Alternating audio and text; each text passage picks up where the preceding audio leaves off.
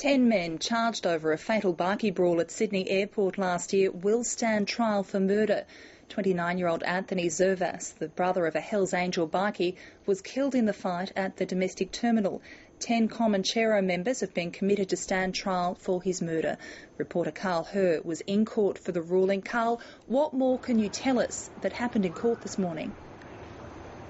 Well, Nicole, today was the culmination of a 2-month committal hearing for these men who are accused, as we've heard, of involvement in the violence that erupted at the domestic terminal of Sydney Airport in March last year.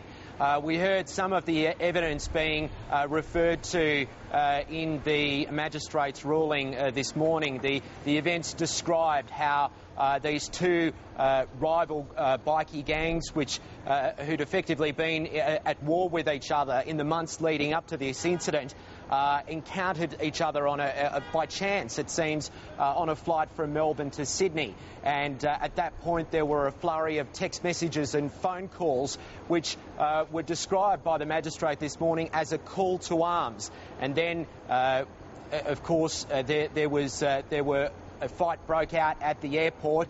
There were bollards thrown. They were used as makeshift weapons, and weapons were used such as knives or scissors. And of course, that violence ended up in the death of Anthony Zervas. So, Carl, what will happen to these men now?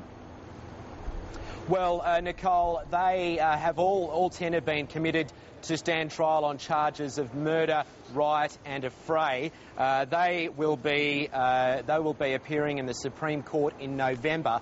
Now, this has been elevated to the Supreme Court now that they've committed, and after that, arrangements will be made for a trial. There was quite, I think it's fair to say, an angry reaction outside court from the lawyers for one of the men, Mick Harvey, and his lawyer Leslie Randall told us outside court that she was very disappointed with the outcome of the committal hearing. She said that her client was merely trying to defend himself when these actions occurred, and she didn't think that all of the men accused would actually be committed to stand trial for murder.